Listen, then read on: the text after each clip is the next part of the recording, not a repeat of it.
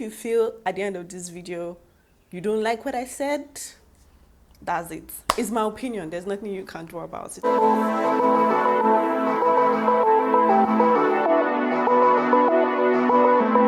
Hi guys, welcome back to my channel. My name is Theodosia. If you are new here, welcome. If you are not new here, also welcome. Thank you for coming back. Okay, so I haven't done a chit chat sit down video with you guys, although I'm not sitting down today, I'm standing. Like, if you guys like this whole setup, please let me know. I just wanted to do a quick update of my most viral video, viral in terms of opinions. I have done different versions of that video over the years, right? If you're new here, my name is Theodosia. I am in Nigeria and I currently live in Mauritius. I've been in Mauritius for I think over 5 years now. I came into Mauritius September 2018. 5 years, 5 months. I have seen the different variations or different progressions of Mauritius so far over the course of 5 years that I have been here. In that 5 years, I have left Mauritius for only 2 weeks. So I have been here, I've experienced a lot of things. I was basically ranting because at that point I was frustrated. I was just giving my opinions on what I felt about Mauritius. So I'm going to be doing that again and comparing it with what it was before and what it is now 5 years later, and we'll see basically what has changed based on my own opinion. If you feel at the end of this video you don't like what I said, that's it. It's my opinion. There's nothing you can do about it. First thing I know I did complain about was transportation. Transportation hasn't changed one bit. It hasn't upgraded one bit. It's still expensive. We still have the buses. We still have, cabs that are not necessarily so accessible as to back home, basically. So really nothing has changed in the transportation sector. And so it's more or less like if you do not have a car, if you can't get a car, you can't get a bike, going around in a car and then waiting for transportation, public transportation, which is most times very slow, if I'm being honest.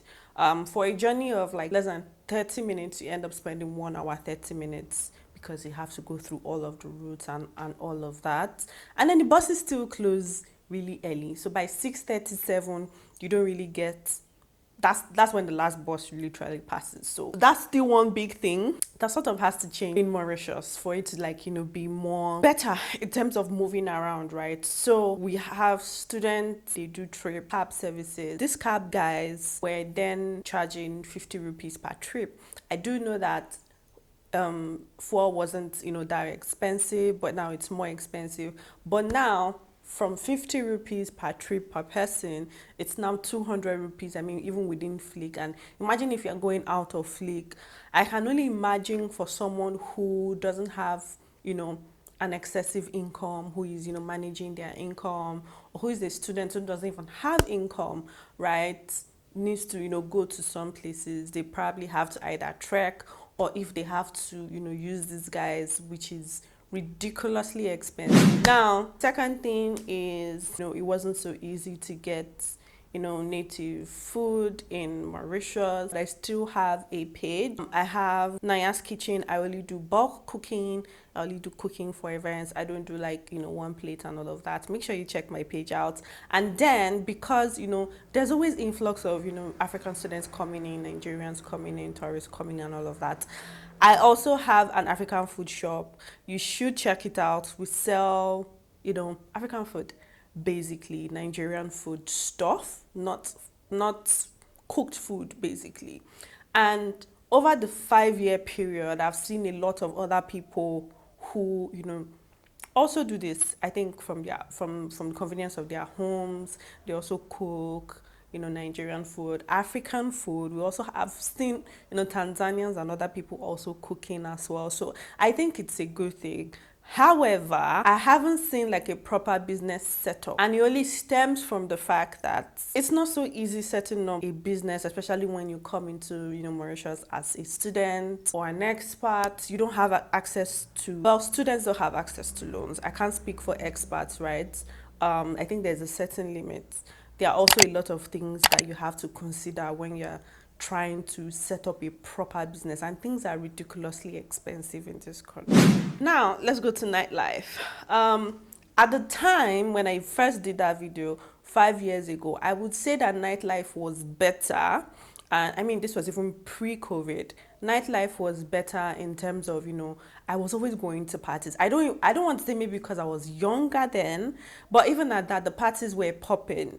A lot of people had, different options. We'll go to different clubs. I'm not just in the West, I mean outside the West as well. But now I don't know if I don't want to say the quality of the parties that are being thrown, but there's just something about it that has been piped down, right? And I mean, there are also student parties, which I obviously don't go to anymore because I'm not a student. But then the reviews you see and you get and things like that. In terms of events, when you're talking of African events, or you're talking of events generally for the African market, we don't really have that per se. We don't even have concerts. So yeah, somebody should do something about it. I understand the fact that Mauritius is a small country and not a lot of people come to Mauritius. Not a lot of people even know about Mauritius.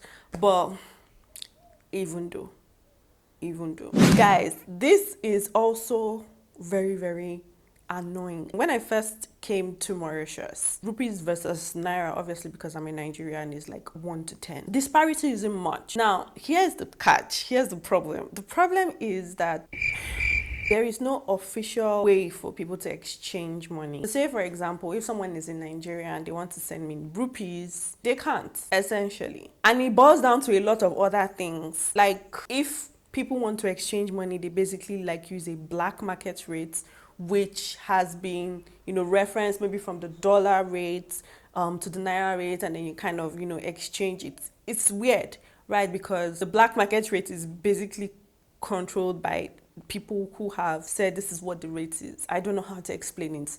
But now the rate is like 25, 26, 27, depending on how the person feels at the end of the day. I can't necessarily go to the bank and say I want to send naira home. I have to do it from person to person, basically. And then there's another thing of how, hear me out, have family members maybe in the UK, US, and you want to buy them something. You basically maybe will go to a store, pay your foreign card or whatever, and then they receive it. Guys, there is nothing like that. If you're in Nigeria, or if you're in the UK, or if you're in the US, or you're in Canada, and maybe you just want to buy something for a loved one here, or a family member here, or even a friend here, a lot of shops do not have that option for receiving money from outside the country.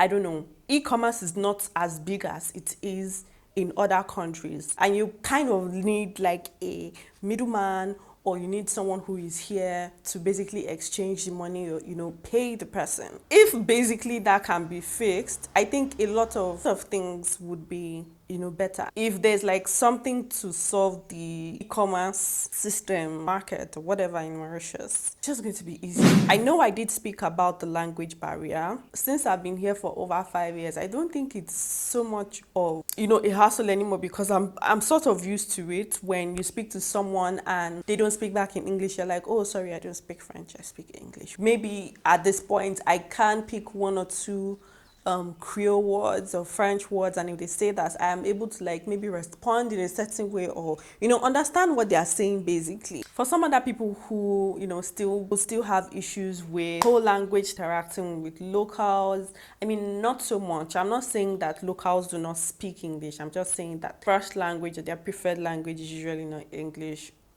It's usually Creole or French, and then English would be the last resort, right? So someone also said, if Mauritius is such a bad country, I should go back to Nigeria. I'm not saying that Mauritius is not a good country. I'm not saying that Mauritius is a bad country. I'm not saying that Nigeria is better off. All I'm saying is there are things that could be improved, basically. I'm not currently in Nigeria, so I can't speak of what's happening in Nigeria, but I can, speak for the things I see here. And I mean, no country is perfect. Nigeria is not perfect. If not, a lot of people would not be living Nigeria on a day-to-day basis. Food is also very expensive, guys. Food has become very expensive. And I know that for a fact that has happened because it's all over the world, basically. After COVID, everything we're just in a, yeah, that's where we are. So everything is expensive. Food is expensive. Food is ridiculously ridiculously expensive. One more thing that I want to say. Oh my god, I don't even know how I nearly forgot this. Housing in Mauritius. Can we just take a seat and talk about this for like 2 minutes? When I first of all came to Mauritius, I feel like the houses were better, the prices were better. Like the house was matching the price basically. And so now, gotten frustrated with, where I'm currently living. For some reason, I think I will post that video. I don't know if I have posted it. Please do check it out, where I said I was homeless for a month. I was actually homeless for a whole month. And I was frustrated and I was looking for a house. The price wasn't matching what I was seeing. And I know a couple of my other friends as well have also gotten to the point where they're looking for houses and it's really expensive. Yeah, the houses are usually very old. They haven't done maintenance in the house for a while. The furnitures are really, really outdated. I mean, we're in 2024 now. I feel like if you rent your house on a year-to-year basis, after a period of time, get rid of your, not appliances, but I mean your furniture. 5-10 years is a long time for a furniture to be in that house. Obviously it's gonna wear out. So, and I mean, style changes, everything is changing. So if you want people to basically rent your house, you have to set your house up in a certain way to a certain standard for people to rent it. I don't know if that makes sense. I won't be renting a house that looks like a mud house in the city for an exorbitant price. That's what I am saying. I feel like they should do better. And most of the houses you get in Mauritius are usually furnished. So it's not like you can throw away the furniture and get your own furniture. Plus, a lot of people who live in Mauritius do not live in Mauritius for long term.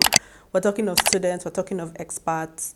And so that being said, oh my god, you cannot acquire a lot of furniture because you don't know if you're going to be staying here for a long time, or you cannot acquire a lot of appliances. It doesn't make sense. The housing system is really ridiculous when it comes to prices. It's really ridiculous when it comes to things they're expecting. Right now, I know that for Nigerians, they're expecting you to pay deposit 2 months in advance, not even 1 month. I know before it was 1 month, 2 months advance, and then your agency fee, which is the same amount of your monthly rent. So when you're moving into the house for the first time, for the first month, you're basically paying 4 months worth of rent, and you're still expected to pay your next month rent, literally. That doesn't really make sense. At the end of the day, we all know, those of us who live in Mauritius know that the landlords end up not giving you back your deposit. So why are they holding the deposit in the first place? Let me know what you guys think. If you've been here, for 6 months, 1 year, 2 years, 3 years, let me know what you feel in the comment section. Like, what has changed? What sector do you think has changed? And I'm also trying to get up to 10,000 subscribers at the end of this year. I'm putting it out now. I know I have been so shy saying it last year when I wanted to gain up to 5K subscribers. You guys, please make sure you subscribe, get people to subscribe. And as always, my name is Theodosia. I'll see you guys in my next video. Bye.